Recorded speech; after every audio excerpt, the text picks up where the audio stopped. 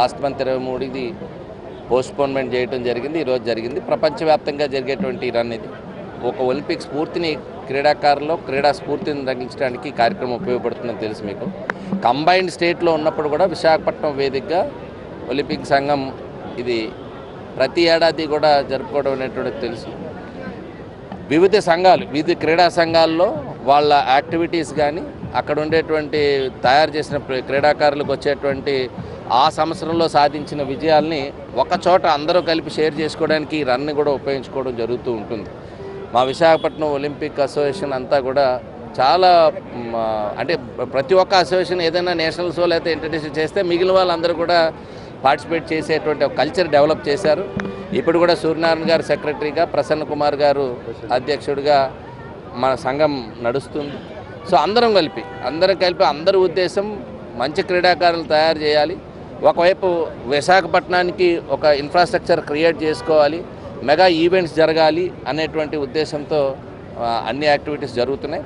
దీనికి ప్రభుత్వ సహకారాన్ని కూడా పొందడం జరుగుతుంది. ముఖ్యంగా చంద్రబాబు నాయుడు గారు స్వతహాగానే ఒక స్పోర్ట్స్కి ఎక్కువ ప్రయారిటీ ఇచ్చేటువంటి చీఫ్ మినిస్టర్గా కంట్రీలోనే నిలిచారు. మీ అందరికీ తెలుసు, నేషనల్ గేమ్స్లో కంబైన్డ్ స్టేట్లో నేషనల్ గేమ్స్ కండక్ట్ చేసినాక వరల్డ్ ఏషియన్ మిలిటరీ గేమ్స్ కానీ అఫ్రో ఏషియన్ గేమ్స్ కానీ చాలా ఇలాంటి మెగా ఈవెంట్స్ చేయడం ద్వారా హైదరాబాద్కి ఒక ఫోకస్ తీసుకొచ్చారు. ఇది ఒక ఎకనమిక్ యాక్టివిటీగా గుర్తించిన వ్యక్తి చంద్రబాబు నాయుడు గారు. స్పోర్ట్స్ అంటే కేవలం హెల్త్కో లేకపోతే శరీర దారుఢ్యానికో లేకపోతే ఇలాంటి అనేక అంశాలు మనం అందరం అనుకుంటుంటాం, కానీ బట్ ఇది కూడా ఒక ఎకనమిక్ యాక్టివిటీగా వరల్డ్ అంతా కూడా కాంపీట్ చేస్తుంటారు. ఒక్కొక్క ఈవెంట్ చేయాలని పోటీ పడుతూ ఉంటారు.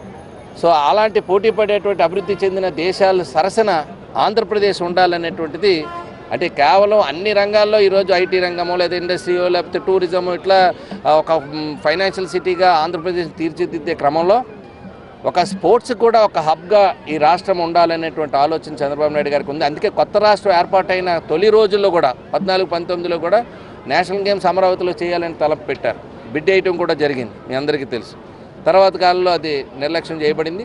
మరలా ఈరోజు ఈ రాష్ట్రంలో ఎన్డీఏ గవర్నమెంట్ వచ్చిన తర్వాత ఒక స్పోర్ట్స్ పాలసీ తీసుకుంటే దేశంలోనే అత్యున్నత పాలసీ. ఫస్ట్ టైం ఇంత పెద్ద ఎత్తున క్రీడాకారులకు ఇచ్చే ప్రోత్సాహకాలు కావచ్చు లేకపోతే ఇతరత్ర సదుపాయాలు కావచ్చు, ఒక బెస్ట్ పాలసీ తీసుకొచ్చిన రాష్ట్రం ఏదైనా ఉందంటే అది ఆంధ్రప్రదేశ్. సో కాబట్టి డెఫినెట్గా దీనికి ప్రయారిటీ ఉంది. ఇంతకుముందు అందరూ కూడా ఇది ఒక నెగ్లెక్టెడ్ ఏజెన్సీగా చూసేవారు స్పోర్ట్స్ అంటే. సో స్పోర్ట్స్ అంటే ఓట్స్ రావని. బట్ మా గవర్నమెంట్ పూర్తిగా చంద్రబాబు నాయుడు గారు స్పోర్ట్స్ని కూడా ఏ రకంగా మలుచుకోవాలి, స్పోర్ట్స్లో ఉండే అడ్వాంటేజ్ని స్టేట్కి ఎలా మలుచుకోవాలనే ఉద్దేశంతో వారు వెళ్తూ ఉంటారు. రాబోయే కాలంలో మెగా ఈవెంట్స్ జరగడమే కాదు, ఇన్ఫ్రాస్ట్రక్చర్ కూడా క్రియేట్ చేయడానికి దోహదపడతాయి ఆయన డెసిషన్స్ అన్నీ. అందులో వైజాగ్ ఒక స్పోర్ట్స్ క్యాపిటల్ అయ్యి ఇప్పుడే కాదు, కంబైన్డ్ స్టేట్లో కూడా హైదరాబాద్ తర్వాత మనం ఆంధ్రప్రదేశ్లో వైజాగే యాక్టివిటీస్ ఎక్కువ కాబట్టి విశాఖపట్నం ఒక క్రీడా రాజధానిగానే ఎప్పుడు భవిష్యత్తులో కూడా ఉంటుంది. ఎందుకంటే అన్ని అసోసియేషన్ యాక్టివిటీస్ ఇక్కడ ఉన్నాయి. అన్ని స్టేట్ అసోసియేషన్ హెడ్స్ కూడా ఆంధ్రప్రదేశ్లో ఉండేటువంటి స్టేట్ హెడ్స్ కూడా ఫెడరేషన్లో ఉండేటువంటి హెడ్స్ కూడా మన విశాఖపట్నంలో ఉండటం వల్ల విశాఖ వేదికగా అనేక క్రీడాంశాలకు చోటు జరుగుతుంది.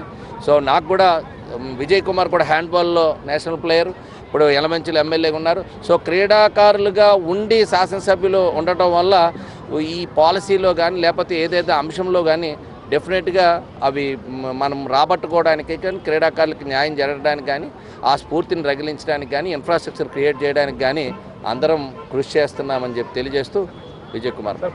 పాలసీలు ఆపాము. ఈరోజు కేంద్రంలో ఉండే ఒక పాలసీ ఉంది. మనం పే అండ్ ప్లే స్కీమ్ ఏదైతే గత గవర్నమెంట్ ఇచ్చిందో అవన్నీ కూడా క్యాన్సిల్ అయినాయి. అన్ని స్టేడియాస్ ఇప్పుడు శాప్ అండర్లోనే రన్ అవుతున్నాయి. సో మిగిలిన ఇన్ఫ్రాస్ట్రక్చర్ కూడా ఒక్కొక్కటి రిపేర్స్ చేస్తున్నారు. ఏ అంశం వాళ్ళకు ఉండదు ఈరోజు. అందుకనే మేము ఒక అడాప్షన్ స్కీమ్స్ కూడా తీసుకురాబోతున్నాం. మొన్న జిల్లా కలెక్టర్ గారు ఒక మీటింగ్ కూడా పెట్టడం జరిగింది. ఒకవైపు సిఎస్ఆర్ యాక్టివిటీస్లో డిఫరెంట్ ఇండస్ట్రీస్ వేరు కార్యక్రమాలు చేస్తున్నారు. బట్ ఒక్కొక్క స్పోర్ట్ని ఒక్కొక్క ఆర్గనైజేషన్ కనుక అడాప్ట్ చేసుకుంటే ఈవెన్ జపాన్ చైనాలో ఉండేటట్టుగా ఒక అకాడమీసే ఎక్కువగా ప్లేయర్స్ని ప్రొడ్యూస్ చేస్తుంటాయి. సో ఈరోజు కామన్గా ఉండే గవర్నమెంట్ కాకుండా చేయలేని ఆర్గనైజేషన్స్ కనుక ముందుని తీసుకుని వచ్చి ఒక్కొక్క దాన్ని అడాప్ట్ చేసుకుంటే డెఫినెట్గా రిజల్ట్స్ వస్తాయనే విషయాన్ని కూడా ఆలోచన చేస్తున్నాం. డెఫినెట్గా ఆ రకంగా కూడా అడుగులు పడితే అప్పుడు మీరు అంటున్నట్టుగా ఇలాంటి అంశాలు మనకి హడిల్స్ కావు. స్పోర్ట్స్ మరి మీ అందరికీ తెలుసు, పెద్ద పెద్ద మహానుభావులందరూ కూడా ఇక్కడ ఉన్నారు. ఇప్పుడే ఘనబాబు గారు కూడా, ఆయన కూడా విశాఖపట్నం స్పోర్ట్స్ అంటే ఘనబాబు గారికి ఒక ప్రత్యేకమైన ఆయన ముద్ర ఉంది. అలాగే అర్జున్ అవార్డులు కానీ, ఇలా లేకపోతే ఇంటర్నేషనల్ గోల్డ్ మెడలిస్టులు కానీ, ఇలా అనేక మంది ఇక్కడ ఇంటర్నేషనల్ ప్లేయర్స్ కూడా విశాఖపట్నం ప్రొడ్యూస్ చేసింది. డెఫినెట్గా ఇంకా ముందుకెళ్ళి విశాఖపట్నం స్పోర్ట్స్ హబ్ అనేది ఎప్పటి నుంచో ఉంది. అదే ఇప్పుడు ఘనబాబు గారు కూడా చెప్పారు.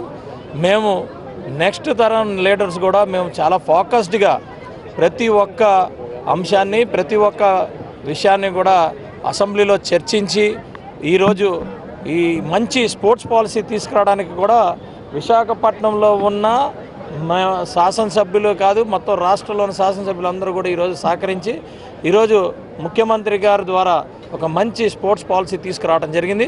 అలాగే ప్రతి నియోజకవర్గంలో కూడా స్పోర్ట్స్ యాక్టివిటీ కోసం ఈరోజు శాప్ పూర్తిగా కాన్సన్ట్రేట్ చేస్తుంది, ప్రభుత్వం కాన్సన్ట్రేట్ చేస్తుంది. అలాగే మరి ఇప్పుడు వరకు పే అండ్ ప్లే అని కానీ, లేకపోతే ఏదైతే స్టేడియంస్ని లీజ్కి ఇచ్చేయటం కానీ, దానివల్ల స్పోర్ట్స్కి అనుగుణంగా లేని స్టేడియంస్ని కూడా ఈరోజు ఆ అగ్రిమెంట్స్ ఇవన్నిటిని కూడా జాగ్రత్తగా అబ్జర్వ్ చేస్తూ దాన్ని క్యాన్సిల్ చేస్తూ మళ్ళీ వెనక్కి తీసుకోవడం జరుగుతూ ఉంది.